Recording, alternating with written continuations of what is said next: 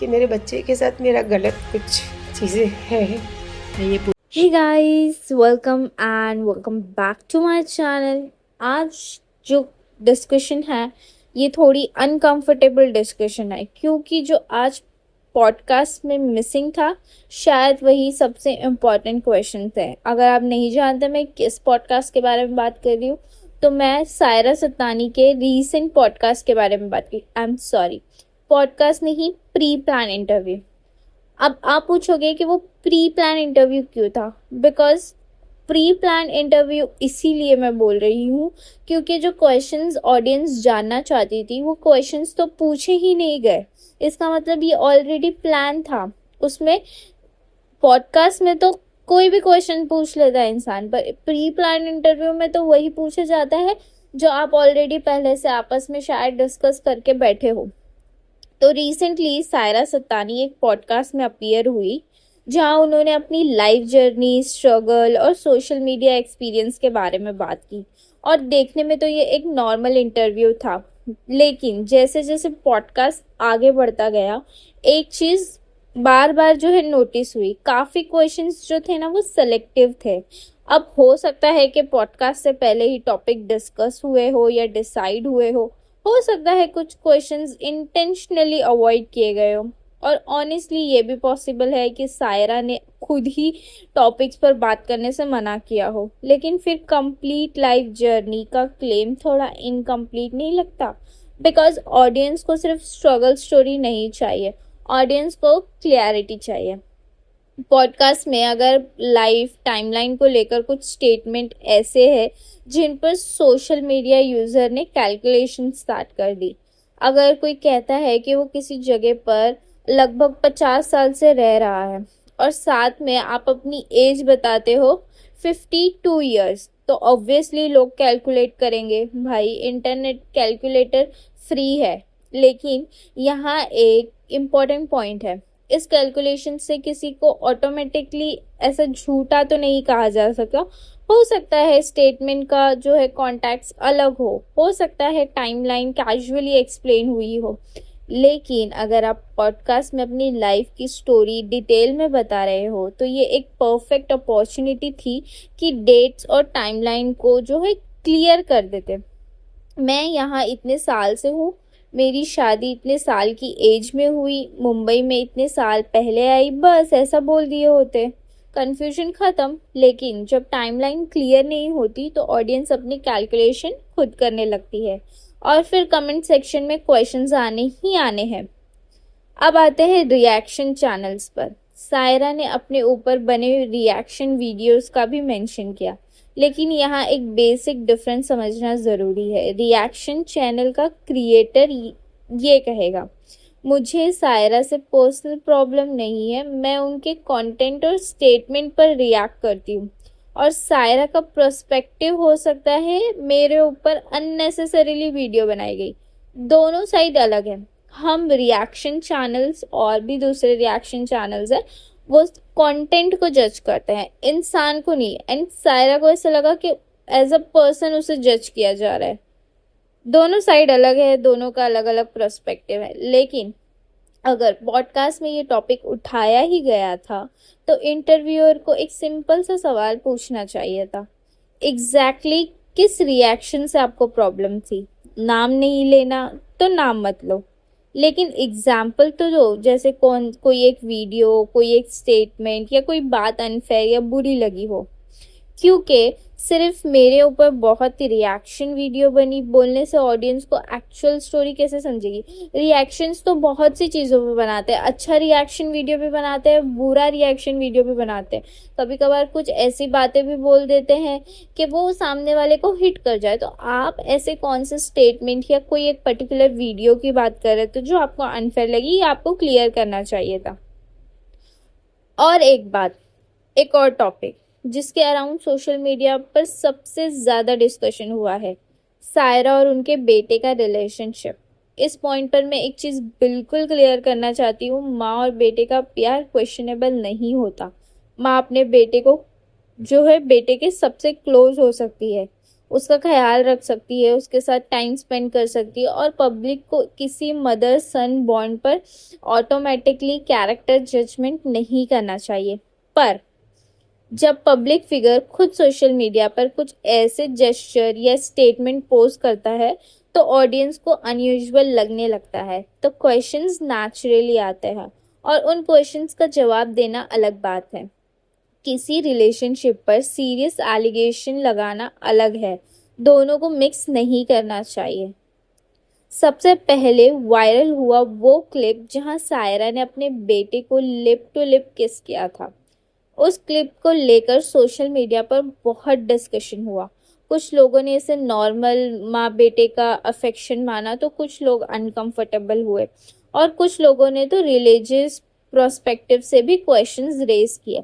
अब पर्सनली किसी को वो जेस्चर एक्सेप्टेबल लगता है या नहीं, ये सबका अपना अपना है, वो इंडिविजुअल ओपिनियन है। लेकिन एक बात तो है, अगर आप खुद पब्लिक प्लेटफॉर्म पर कोई कंट्रोवर्शियल मोमेंट अपलोड करते हो तो पब्लिक रिएक्शन की रिस्पॉन्सिबिलिटी आपको हैंडल करनी होती है, क्योंकि पॉसिबिलिटी ऑलरेडी होती है कि लोग रिएक्ट करेंगे। अब वो अच्छा भी रिएक्ट कर सकते हैं और बुरा भी रिएक्ट कर सकते हैं, और अगर बाद में कंट्रोवर्सी हो जाती है तो क्लियरिफिकेशन देने का ऑप्शन भी आपके पास होता है। पॉडकास्ट में यही तो अपॉर्चुनिटी थी। हाँ, वो वीडियो था, मैंने क्यों किया था, मैं उस वक्त किस कॉन्टेक्स्ट में किया था, सिंपल अगर आप इसका जवाब दे सकते थे। लेकिन अगर इम्पोर्टेंट कंट्रोवर्सी का डिटेल एक्सप्लेनेशन ही नहीं आया तो ऑडियंस के क्वेश्चंस कैसे ख़त्म होंगे। और फिर एक और पुरानी स्टेटमेंट है जिसे लेकर सोशल मीडिया पर डिस्कशन हुआ। सायरा ने अपने बेटे के कॉन्टेक्ट्स में गर्ल और फ्रेंड को लेके एक्सप्लेनेशन दिया था, लेकिन यहाँ जो है लैंग्वेज का एक सिंपल इशू है। इंग्लिश में गर्लफ्रेंड का कॉमनली अंडरस्टूड मीनिंग सिर्फ गर्ल प्लस फ्रेंड नहीं होता, इसलिए इंग्लिश में हम गर्लफ्रेंड को वो बोलते हैं कि जिसे हम प्यार करते हैं वो हमारी गर्लफ्रेंड है। इसलिए ऑडियंस ने उस स्टेटमेंट को डिफरेंटली इंटरप्रेट किया था, और अगर वो स्टेटमेंट कॉन्टेक्स्ट से बाहर वायरल हुई तो कॉन्टेक्स्ट यही क्लियर करना चाहिए था पॉडकास्ट में कि कैमरा के सामने without editing, without Instagram story, without 10 minute clarification vlog, बस एक बार आप पॉडकास्ट में ही बता देते, एक्सप्लेन कर देते मैंने ये सेंटेंस किस कॉन्टेक्स्ट में बोला था, बात ख़त्म हो जाती। लेकिन जब वो एक्सप्लेनेशन ही नहीं मिलती तो इंटरनेट पर अपनी एक्सप्लेनेशन खुद ही बन जाती है, और इंटरनेट की मेमोरी भाई गूगल से भी ज़्यादा डेंजरस है। अब एक और टॉपिक है जहां ऑडियंस काफ़ी डिवाइडेड है, सायरा के रिलीजियस अपीयरेंस और स्टेटमेंट्स। कभी हिजाब, कभी उम्रा, और उम्रा के बाद स्ट्रॉन्ग स्टेटमेंट्स, कभी ट्रेडिशनल सिंबल्स, और कभी डिफरेंट अटायर, डिफरेंट अपीयरेंस। अब यहाँ एक चीज़ मैं क्लियरली बोलूँगी, किसी को भी किसी दूसरे इंसान के रिलीजियस प्रैक्टिस को जज नहीं करना चाहिए। आपको अपनी लाइफ कैसे जीनी है ये आपकी चॉइस है, लेकिन अगर आप खुद सोशल मीडिया में पब्लिक अनाउंस करते हैं अब मैं इसी तरह रहूँगी, तो नेचुरली ऑडियंस फ्यूचर में आपको वैसे ही नोटिस करने का सोचेगी। और अगर आप अपीयरेंस या लाइफस्टाइल चेंज होता है तो क्वेश्चंस आएंगे। इसका मतलब ये नहीं पब्लिक को आपकी पर्सनल लाइफ कंट्रोल करनी चाहिए, but if you make something public expect people to talk about it. ये सोशल मीडिया का बेसिक रूल है। अब आते हैं फाइनेंशियल कंट्रोवर्सी पर, और ऑनेस्टली यहाँ मैं सायरा के साइड भी समझ सकती हूँ। अगर उनका कहना है कि उनके नॉलेज के बिना उनके हस्बैंड ने फाइनेंशियल ट्रांजेक्शन किए, अगर किसी फ्रेंड ने उनसे डायरेक्टली कंफर्म किए बिना पैसे दे दिए और बाद में सायरा जो है खुद लीगल फाइनेंशियल ट्रबल में इन्वॉल्व हो गई, तो ऑब्वियसली उनके लिए एक्सट्रीमली स्ट्रेसफुल सिचुएशन हो सकती है। But here comes the bigger question, ये इन्फॉर्मेशन पब्लिक कैसे हुई और किसने पब्लिक की? बिकॉज सोशल मीडिया कंट्रोवर्सीज में एक गोल्डन रूल है, प्राइवेट इन्फॉर्मेशन पब्लिक हो जाए तो रिएक्शन चैनल उसको कंटेंट बना देते हैं, और अगर फैमिली के किसी मेंबर की तरफ से स्टेटमेंट पब्लिक आ रहे हैं तो रिएक्शन क्रिएटर के पास डिस्कशन का मटेरियल आ जाता है। अगर इसीलिए सायरा को लगता है कि उनकी पर्सनल लाइफ अननेसेसरीली पब्लिक हुई तो पॉडकास्ट में ये भी क्लियर डिस्कस होना चाहिए था, मेरी प्राइवेट लाइफ पब्लिक किसने की और क्यों की? बट ये ऐसा नहीं हुआ। मुझे लगता है पॉडकास्ट में सबसे बड़ा मिसिंग एलिमेंट था फॉलो अप क्वेश्चंस। एक गेस्ट कुछ कंट्रोवर्शियल बोलता है, इंटरव्यूअर को इमीडिएटली पूछना चाहिए एग्जैक्टली क्या हुआ था, डेट क्या थी, उसका प्रूफ क्या था, पहले आप कुछ और क्यों कहा, ऐसा क्यों किया, आपने आपका स्टैंड क्यों नहीं लिया, अब आपका स्टैंड क्या है, स्टेटमेंट में आपका क्या कॉन्टेक्स्ट था, क्या बोला था। ये होता है प्रॉपर इंटरव्यू। वरना गेस्ट बोले बहुत कुछ हुआ मेरे साथ, इंटरव्यूअर बोले ओके नेक्स्ट क्वेश्चन। ऐसा नहीं होता। बहुत कुछ हुआ था मेरे साथ, बहुत कुछ में क्या हुआ था? You are giving an interview, detail अपनी लाइफ के बारे में सब बता रहे हो, तो आपको पूरा डिटेल देना चाहिए, क्लियरिफिकेशन देना चाहिए। भाई ऑडियंस घर घर पॉपकॉर्न लेके बैठी है तो कुछ तो पूछो। पब्लिक को ये नहीं जानना था कि सायरा को ब्रेकफास्ट में क्या पसंद है। पब्लिक को ये भी नहीं जानना था कि उनका डेली रूटीन क्या है। पब्लिक के पास ऑलरेडी इंस्टाग्राम और यूट्यूब है। पब्लिक जानना चाहती थी जो कंट्रोवर्सी हुई उसमें एक्चुअली क्या हुआ था, जो स्टेटमेंट्स वायरल हुए उनका कॉन्टेक्स्ट क्या था। 15 लाख वाली सिचुएशन में, जो 15 लाख वाली सिचुएशन में एग्जैक्टली क्या हुआ था, रिएक्शन चैनल के अगेंस्ट आपकी एग्जैक्ट कंप्लेंट क्या है, आपके हस्बैंड की स्टेटमेंट का आप क्या जवाब देती है, पुराने वायरल क्लिप्स को आप कैसे एक्सप्लेन करती है, और सबसे इम्पॉर्टेंट आपके बारे में जो पब्लिक परसेप्शन बना है उसमें सच क्या है और मिसअंडरस्टैंडिंग्स क्या है। ये क्वेश्चंस होने चाहिए थे और अनफॉर्चुनेटली मुझे नहीं लगा कि पॉडकास्ट में इन सबको प्रॉपरली एड्रेस किया गया। और यही पॉइंट मुझे सबसे ज़्यादा इंटरेस्टिंग लगता है। सायरा के पास एक गोल्डन अपॉर्चुनिटी थी, बिकॉज कंट्रोवर्सी में रहने वाले पब्लिक फिगर के लिए पॉडकास्ट एक चांस होता है अपनी स्टोरी अपनी लैंग्वेज में बताने का। आपको 15 सेकेंड रील में कोई इंटरप्ट नहीं कर रहा, आपको कमेंट सेक्शन में कोई कट नहीं कर रहा, आपके पास कैमरा है, टाइम है, माइक है और सामने इंटरव्यूअर है। आप अपनी साइड पूरी दुनिया को बता सकते हैं, लेकिन अगर इम्पोर्टेंट क्वेश्चन ही टेबल पे नहीं आए तो पब्लिक को क्लैरिटी कैसे मिलेगी? तो मेरा ओवरऑल टेक ये है, सायरा को पॉडकास्ट पर आने का चांस मिला।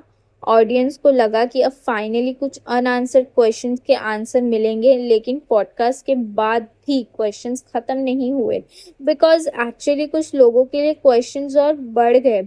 और इसका रीज़न ये नहीं कि सायरा ने अपनी लाइफ के बारे में कुछ बताया ही नहीं, उन्होंने बहुत कुछ बताया। प्रॉब्लम ये है जो चीज़ें ऑडियंस स्पेशली जानना चाहती थी, स्पेसिफिकली जानना चाहती थी, वो डिस्कस ही नहीं हुई। और इसी वजह से लोग कह रहे हैं हमें स्टोरी नहीं क्लियरिटी चाहिए। अब आप मुझे ऑनेस्टली बताओ, क्या आपको भी लगता है कि ये पॉडकास्ट टू मच सेलेक्टिव था? अगर सायरा को एक बार फिर पॉडकास्ट पर बुलाया जाए तो आप उनसे सबसे पहला सवाल क्या पूछेंगे? कमेंट में सिर्फ एक क्वेश्चन लिखो। मैं जेन्युइनली देखना चाहती हूँ कि ऑडियंस का सबसे बड़ा अनआंसर क्वेश्चन क्या है। अगर आपको मेरी ये नो फिल्टर कमेंट्री पसंद आती है तो चैनल को सब्सक्राइब करना मत भूलना, क्योंकि यहाँ मैं स्टोरी नहीं सुनाती हूँ, स्टोरी के पीछे के अनआंसर क्वेश्चन भी डिस्कस करती हूँ। मिलते हैं नेक्स्ट वीडियो में, तब तक के लिए बाय बाय।